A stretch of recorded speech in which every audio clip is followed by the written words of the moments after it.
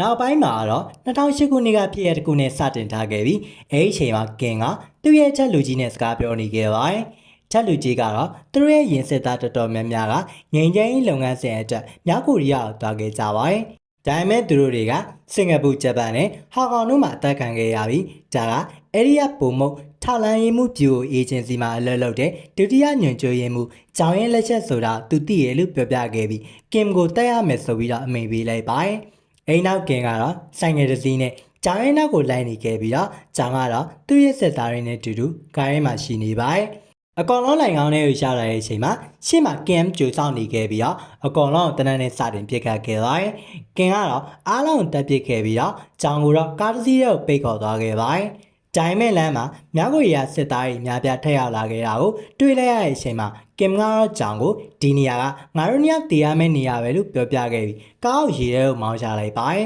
။နောက်မြင်ကွင်းမှာဒီဖြစ်ရနဲ့ပတ်သက်ခဲ့ပြီးမီဒီယာတွေမှာတော့သတင်းတွေတက်လာခဲ့ပြီးအကောင်လုံးကတော့အထက်လူကြီးနဲ့အတူတူမြောက်ကိုရီးယားစစ်သားဖြစ်ရမယ်လို့ပြောနေကြပြီးနှစ်ယောက်စလုံးတည်ဆုံသွားကြပြီဆိုပြီးတော့သတင်းထုတ်ပြန်ကြပါတယ်။ကင်ရဲ့အထက်လူကြီးကတော့ဒေါက်ဗီဒီယိုမှာကြည့်ပြီးတော့ရေမောင်းရင်းနဲ့တကယ်ပဲခွင့်ရလူချင်းနဲ့ဆိုလို့ဒီပုံစံနီးနဲ့ထွက်သွားရဲဆိုတော့သူကောင်းကောင်းသိနေခဲ့ပါတယ်။အမှန်တိုင်းမှာကင်ကတော့ဆေးရုံတစ်ခုကိုရောက်နေခဲ့ပြီးသူ့ရဲ့ဇနီးရွှင်ချင်းကတော့ကိုဝင်ရှိနေတဲ့အတွက်ကြောင့်မလို့ကလေးမွေးတော့မှာပါ။ခဏနေတော့ဆရာဝန်ပြင်ထွက်လာခဲ့ပြီးဆရာဝန်ကတော့ကလေးကတော့အဆင်ပြေပေမဲ့ဇနီးကတော့သူတို့တွေမကယ်တင်နိုင်ဘူးလို့ပြောပါတယ်။ကင်ထဲကိုဝင်သွားတဲ့အချိန်မှာမင်ဂျီလို့ခေါ်တဲ့သူ့ရဲ့သမီးလေးရှိနေခဲ့ပြီးတော့သူ့ရဲ့ဇနီးကလည်းအသက်ရှင်နေသေးဖြစ်ပြီးကင်ကိုတော့မင်းရဲ့တိတ်တွေကိုမင်းပြစ်လိုက်ဖို့ပြောခဲ့ပြီးတော့မင်ဂျီကိုစောင့်ရှောက်ပေးရမယ်လို့ပြောသွားပါတယ်။သူ့ကိုလူတိုင်းရှိခင်တဲ့သူတရားဖြစ်အောင်ပြိုးထောင်ပေးပါလို့မှာခဲ့ပြီးနောက်ဆုံးမှတည်ဆုံသွားခဲ့ပါတယ်။နောက်ရဲမှာကင်ကတော့အတက်လူကြီးကိုတနန်းနဲ့ချိန်လာခဲ့ပြီးဒီမစ်ရှင်ပြီးရင်တော့သူအိမ်ပြန်ဝင်ရမယ်လို့ပြောခဲ့တယ်ဆိုတာကိုအလောက်ကနေနှုတ်ထွက်ရှင်တယ်လို့ပြောခဲ့ပြီးခင်ဗျားတို့တောင်မလုပ်ပေးရင်တော့အားလုံးတက်ပြစ်မယ်လို့ချိန်လျှောက်ပါတယ်။ဒါကြောင့်မလို့လူကြီးကလည်းသူ့ရဲ့စကားကိုလက်ခံလိုက်ခဲ့ပြီးတော့ခွင့်ပြုလိုက်ပါတယ်။ရှားမြင်ကွင်းမှာမြင်နေရတဲ့ကင်ကတော့သမီးလေးမင်ဂျီနဲ့အတူတူဂယူဒီဇိုင်းပြုစုဆောင်ရှောက်နေအောင်တွေ့ခဲ့ရပါတယ်။မင်ဂျီကတော့သူ့ကိုပထမဆုံးအချိန်အဖေလို့ခေါ်လိုက်ခဲ့ပြီးကင်ကတော့ငွေနည်းတွေချမ်းသာပေးခဲ့လို့ချောင်းကိုလည်းကြို့ဖို့လုပ်ပေးခဲ့ပါတယ်။လက်ရှိချိန်မြင်ကွင်းမှာတော့မင်ဂျီဘာဖြစ်ခဲ့လဲဆိုတော့ပြန်ပြီးတော့ပြသခဲ့ပါတယ်။နမ်ကတော့သူ့ရဲ့တင်တန်းကျောင်းကနေအပြင်ထွက်လာတော့မှဒိုင်မက်ရှိမှာမီနိုဆိုရဲလူမိုက်ကတငယ်ချင်းတွေနဲ့အတူတူရှိနေခဲ့ပါတယ်။သူတို့ကတော့နမ်ဖန်စီခဲ့ပြီးတော့ဘေးတနေရာကိုခေါ်သွားခဲ့ပြီးဆိုင်နာခဲ့ကြပြီးဖုန်းလူခဲ့ပြီးတော့မင်းကြီးစီကိုစာပိုးခဲ့တာပဲဖြစ်ပါတယ်။ကျောင်းတော်ဝါကေးကိုလာခဲ့ပါဆိုပြီးပို့ခဲ့ပြီးတော့ပြောကြချီရဲ့လို့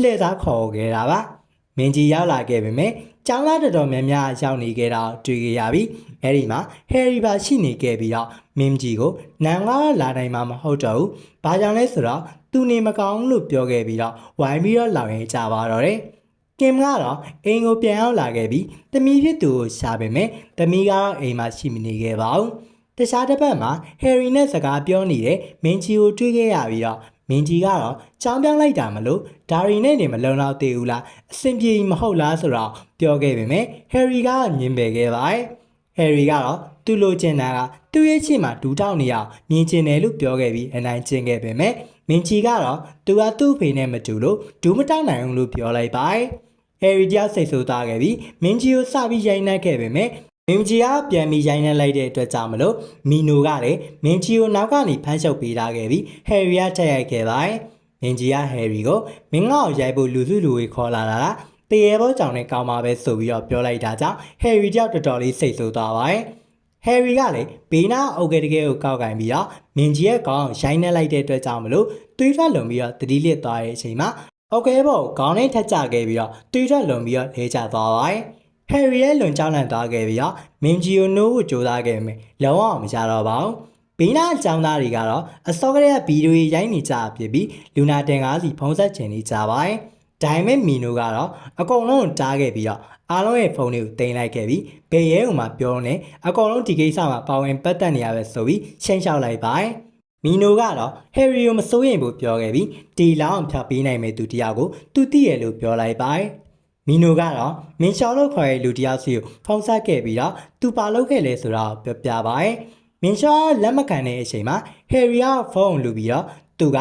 ဂျူအန်ဆောင်လုံရေးကုမ္ပဏီရဲ့ဥက္ကဋ္ဌရဲ့သမီးဖြစ်တယ်လို့လှမ်းပြီးတော့အော်ပြောလိုက်ပါတယ်။ဒါအော်ကားရဲ့မှာစောပိုင်းကလေးကရွှေသွားနဲ့ထက်လူကြီးထိုင်နေအောင်တွေ့သွားခဲ့ပြီးတော့သူကလည်းကြားသွားခဲ့ပါတယ်။မင်းချောကတော့ဒါသူတို့လို့မဟုတ်ဘူးဆိုပြီးတော့ညင်းခဲ့ပေမဲ့ရွှေသွားနဲ့ဘဲကတော့မင်းချောကိုကန့်ကောက်ခဲ့ပြီးတော့သူတို့တွေဒီကိစ္စကိုလုပ်ပေးမယ်ဆိုပြီးပြောခဲ့ပါတယ်။ရွှေသွားနဲ့ဘဲကတော့တစ်ပတ်ကကောင်မလေးကဂျူအန်ဆောင်ဆောက်လုပ်ရေးကုက္ကဋ္ဌရဲ့သမီးဆိုတာကိုတည်သွားတဲ့အတွက်ကြောင့်မလို့ဒီကိစ္စကိုတမင်လက်ခံလိုက်တာပါ။အထက်လူကြီးကတော့ဘာပဲဖြစ်ဖြစ်မဲရီလောက်ကိုလက်ခံရမယ်လို့ပြောခဲ့ပြီးဖုန်းဆက်ဖို့အတွက်ပြောလိုက်ခဲ့ပြီးတော့လိုက်သွားခဲ့ပါတယ်။အဲ့နောက်မှာအကောလုံးနဲ့အခင်းဖြစ်ပွားတဲ့နေရာကိုရောက်သွားခဲ့ကြပြီးတော့မင်းကြီးရဲ့ခန္ဓာကိုယ်ကိုကြည့်ပြီးကားနောက်ဝန်းထဲကိုထည့်လိုက်ခဲ့ပါတယ်။အဲ့နောက်ဟယ်ရီကိုအိမ်ပြန်လိုက်ပို့ခဲ့ကြပြီးအထက်လူကြီးရွှေသွားကတော့ဟယ်ရီကိုမင်းတကယ်ပဲသူ့ကိုတတ်လိုက်တာလားလို့မေးခဲ့ပါတယ်။ဟယ်ရီကခေါင်းငိမ့်ပြခဲ့ပြီးတော့မင်းလန်းကိုဖျောက်ပေးလိုက်ပါပတ်စံအတွက်ဘာမှစိတ်မပူနဲ့ဆိုပြီးဟယ်ရီလည်းပြန်ပြောခဲ့ပါတယ်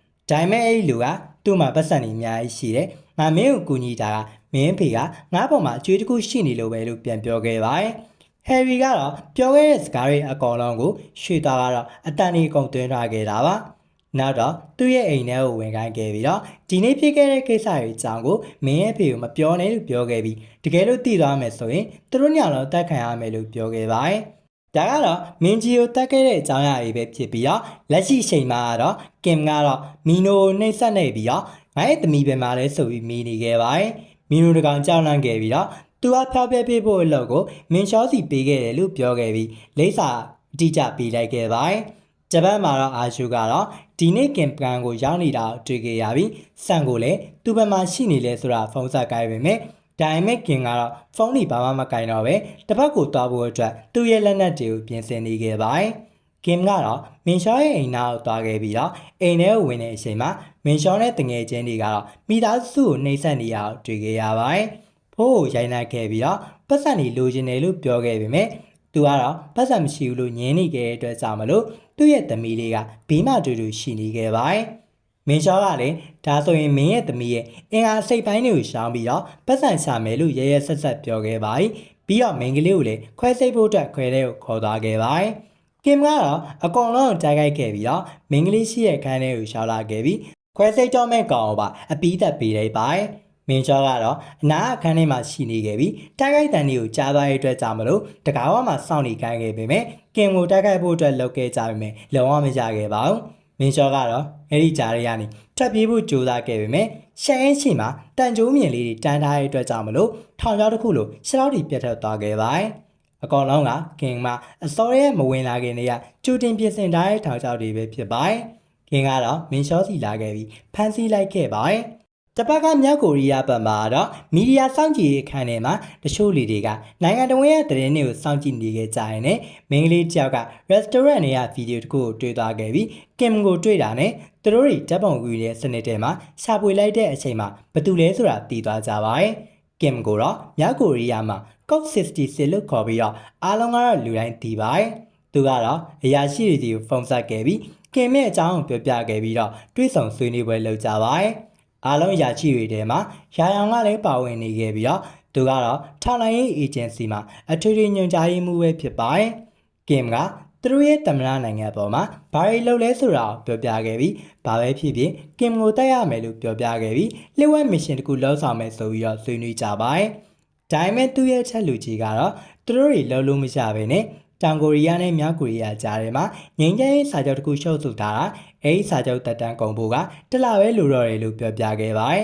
။အခုချိန်မှာဒီမစ်ရှင်မျိုးလုပ်ရင်သူတို့အတွက်ပြဿနာအများကြီးဖြစ်လာနိုင်တာကြောင့်ကန့်ကွက်ခဲ့ပါတယ်။ရှာယောင်ကလည်းသူ့ရဲ့ရုံငန်းကိုပြန်လာခဲ့ပြီးတော့ဒေါသတကြီးနဲ့ဒီကသူတွေကဘာမှတုံးမကြဘူးလို့ပြောဆိုနေခဲ့ပြီးကင်ကိုအသက်ရှင်လျက်ဖမ်းနိုင်မယ်လို့ထင်နေရလားဘယ်တော့မှဖြစ်လာမှာမဟုတ်ဘူးဆိုပြီးပြောနေခဲ့ပါတယ်။ကင်ဆိုတဲ့ကောင်ကဘလောက်တောင်အန္တရာယ်များလဲဆိုတာဘယ်သူမှမသိကြဘူးဆိုပြီးတော်တော်လေးတော်သားထွက်ပြီးအော်ရင်နေပါတယ်။လက်ထောက်ကတော့သူ့စီမှာကင်ကိုရင်ဆိုင်နိုင်တဲ့အေဂျင့်တွေအများကြီးရှိတယ်လို့ပြောပြခဲ့ပြီးအဲ့ဒီအချက်အရကိုတောင်ကိုရီးယားစီလုပ်ခဲ့ပြီးကင်ကိုတက်ခိုင်းလို့ရရဲဆိုပြီးအကြံပေးပါတယ်။ဂျိုင်မန်ရှာယောင်ကတော့ကင်ကိုတက်နိုင်လောက်တဲ့ပါရမီရှိတဲ့သူမျိုးဘယ်သူမှမရှိဘူးဆိုတာပြောပြခဲ့ပြီးဒီမှာဂါယောင်သာရှိရင်တော့ကောင်းမှာပဲဆိုပြီးပြောခဲ့ပါတယ်။ဂါယောင်ရဲ့မြင်ကွင်းကိုတတိယသွားခဲ့ပြီးတော့သူကတော့လိုတစ်ခုလုံးကိုတရားတည်းတက်ဖြစ်ခဲ့တဲ့အစွမ်းတက်ဆုံးသူတရားပဲဖြစ်ပါတယ်။ လက်ထောက်ကတော့သူအသက်ခံလိုက်ရပြီမဟုတ်လားလို့မေးတဲ့အချိန်မှာယာယောင်ကလည်းဟုတ်တယ်သူသိတယ်ကင်ကသူ့ကိုကြောဘက်ကနေတက်စာဖောက်ပြီးတော့ဓာနဲ့ထိုးခဲ့တာပြီးတော့ Code 66ဆိုတဲ့နာမည်ကိုအဲ့ဒီကလေးကလူယူခဲ့တာဆိုပြီးပြောပြခဲ့ပါတယ်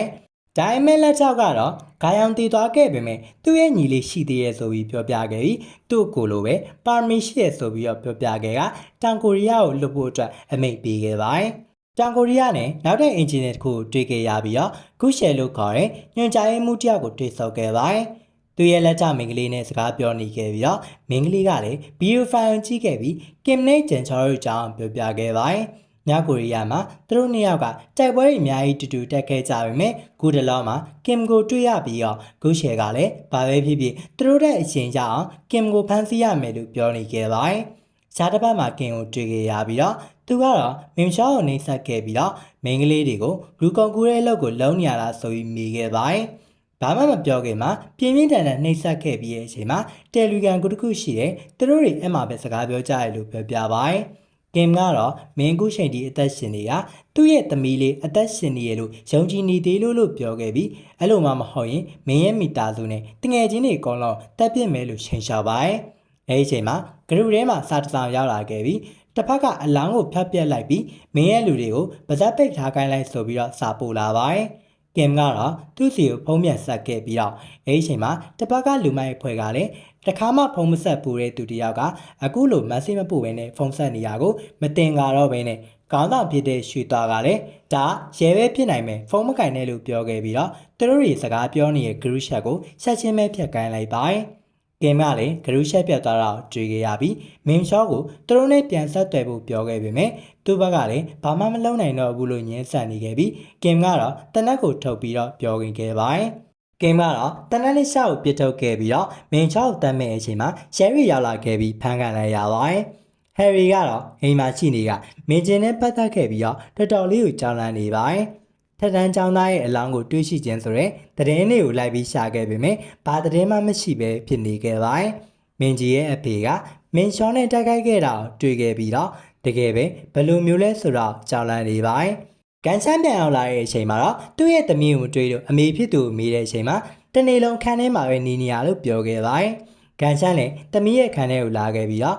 စိတ်မပူဖို့အတွက်ပြောနေခဲ့ပြီးရဲ့အချိန်မှာသူကတော့ကျောင်းကိစ္စကိုစိတ်မကောင်းဖြစ်နေရဲ့ထင်ပြီးတော့ပြောခဲ့ပေမဲ့ဟယ်ရီကတော့အဆင်ပြေလို့ပဲပြောခဲ့ပါတယ်။ဒါပေမဲ့ကမ်ချန်ကတော့မင်းကြီးကြောင့်သမီးတီတို့ဖြစ်နေရဲ့ဆိုရင်ထားလိုက်ပါတခြားကိစ္စရှိရင်သူ့ကိုပြောပါဆိုပြီးတော့ပြောခဲ့ပါတယ်။တစ်ပတ်မှာတော့ရွှေသားကလေဝန်ထမ်းတယောက်ကရွှေသားကိုမင်းကန်ချန်ရဲ့သမီးကိုဘာကြောင့်လွတ်လိုက်တာလဲသူ့စီကနေပြီးတော့ပတ်စံနေအများကြီးရှာလို့ရရပဲဆိုပြီးမေးပါတယ်။ဒါပေမဲ့ရွှေသားကတော့ငါတို့အဲ့ဒီဟာမလုံနိုင်ဘူး။ဘာကြောင့်လဲဆိုတော့ကန်ရှမ်းသာတည်သွားခဲ့မယ်ဆိုရင်သူတို့တွေအစိမ့်လိုက်ဝါစားခံရမှာလို့ပြောပြခဲ့ပါတယ်။အရှင်တော်ကကန်ရှမ်းက2016ခုနှစ်ကမြင်ကွင်းကိုပြောပြခဲ့ပြီးတော့အဲ့ဒီတော့ရွှေသားကသူ့အထက်လူကြီးနဲ့အတူတူကန်ရှမ်းကိုတွားတွေ့ခဲ့ပါတယ်။အဲ့ဒီချိန်ကန်ရှမ်းကတော့ကုမ္ပဏီအသေးသားတော်တော်များများကိုမတရားသိမ်းပိုက်ပြီးတော့တတိတယောက်ဖြစ်လာခဲ့ပါပြီ။ဆက်လက်ရေးလို့တခုနဲ့ပတ်သက်ခဲ့ပြီးစကားပြောတဲ့အချိန်မှာရွှေသားရဲ့ထက်လူကြီးကတော့သူ့ကိုခွင့်လွှတ်ဖို့အတွက်နောက်ကျလို့တောင်းပန်နေခဲ့တာပါ။ဒါပေမဲ့ကန်ဆန်းကတော့တော်ရုံတောင်းပန်လို့မရဘဲနဲ့ဖန်ခွဲစားတွေကိုမြေပြင်မှာပစ်ချခဲ့ပြီးတော့ဒူးတောက်ပြီးတော့တောင်းပန်ခိုင်းတဲ့ထီကိုရက်ဆက်ခဲ့ပါတယ်။ဒါပေမဲ့ရွှေသားကတော့သူ့မှာကင်တွယ်ဖို့အတွက်လျှို့ဝှက်ချက်တစ်ခုရှိရလို့ပြောပြခဲ့ပြီးတော့မင်းတို့မဆိုင်တဲ့ကိစ္စကိုထားလိုက်ပါလို့ပြောပြခဲ့ပါတယ်။တခြားတစ်မှတ်မှာကင်ကိုတော့ရဲရီယာဖမ်းခေါ်သွားခဲ့ပြီးပင်လယ်လန်းကျောင်းမြင်ကွင်းမှာကန်ဆော့လို့အမည်ရှာတဲ့လူတစ်ယောက်ကတော့မြောက်ကိုရီးယားကနေတောင်ကိုရီးယားကိုခိုးဝင်လာခဲ့ပါတယ်။ဖျားเจ้าသားကိုရောက်တဲ့အချိန်မှာတောင်ကိုရီးယားမှာအချိန်တော်တော်ကြာနေနဲ့သူ့ရဲ့လက်ထောက်နဲ့တွေ့ဆုံခဲ့ပါတယ်။လက်ထောက်ကတော့ကင်နဲ့ပတ်သက်တဲ့ရှက်လက်ရှို့ကိုပေးခဲ့ပြီးတော့မင်းတို့ကိုတွေ့ချင်တယ်ဆိုရင်ရှင်လုံးထောင်ထဲကိုသွားမယ်။ဘာကြောင့်လဲဆိုတော့အခုတလောမှာခင်ရဲ့တငယ်ချင်းချင်းရှော့ဟာအဖမ်းခံနေရလို့ပဲလို့ပြောပြခဲ့ပါတယ်။သူကတော့မင်းကိုကင်ပမာရှိနေတဲ့ဆိုတာပြောပြပေးလိမ့်မယ်လို့ပြောပါတယ်။တပတ်မှာတော့ဟန်ဆူတကောင်ထောင်ထဲမှာရှင်နေခဲ့ပြီးရဲကိုအများကြီးချိန်ချိန်တောင်းပန်နေခဲ့ရလို့အပြင်ကိုထွက်လာခွင့်ရခဲ့ပါတယ်။ဒါပေမဲ့ပြင်ကိုထွက်လာတဲ့အချိန်မှာကန်ဆော့ကိုတွေ့သွားခဲ့ပြီးတော့တကူကူတန်တရားဝင်စိတ်နဲ့လှက်ပြီးတော့ကြည်နေခဲ့ပါတယ်။ကန်ဆော့ကတော့တန့်လင်ကန်ထဲကိုဝင်သွားခဲ့ပြီးရဲတယောက်တက်ခဲ့ပြီးရဲယူနီဖောင်းလူလိုက်ပါတယ်။ထောင်ထဲကိုဟန်ဆောင်ပြီးဝင်သွားခဲ့ပြီးဂျင်ရှော့ကိုတွေ့သွားတဲ့အချိန်မှာဂျင်ရှော့လားဆိုပြီးမေးခဲ့ပြီးတော့ဂျင်ရှော့ကလည်းမင်းမတူကိုလာချားတယ်မြောက်ကိုရီးယားလာလို့မေးခဲ့ပါတယ်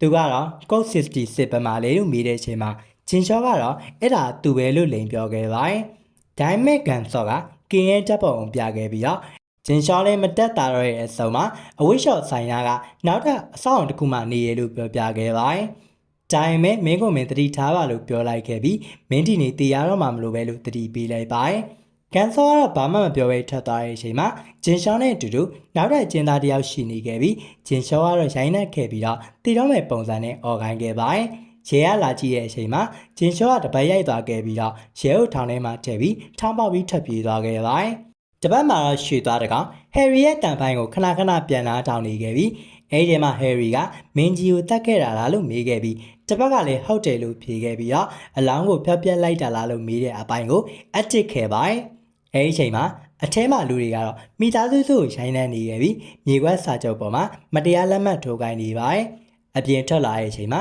ရွှေသားကတော့ကာနာဘုံကန်းကိုဖွင့်လိုက်ခဲ့ပြီးအနက်ဆိုးတစ်ခုထွက်လာတဲ့အချိန်မှာတော့သူ့လူတွေကိုတေးသေးချာချာဖုံးထုတ်ထားမှလို့အော်ဆဲနေခဲ့ပါတယ်။ဒါပေမဲ့အလောင်းလို့ထင်နေတဲ့မင်းကြီးတယောက်ကတော့အသက်ရှင်နေသေးဖြစ်ခဲ့ပြီးသူ့ရဲ့လက်ဆောင်လေးတွေကလှုပ်ရှားနေခဲ့ပါသေးတယ်။ရဲရီယာတစ်ဖက်မှာဖန်ဆီးထားတဲ့ကင်ကိုတော့ထွက်ဆို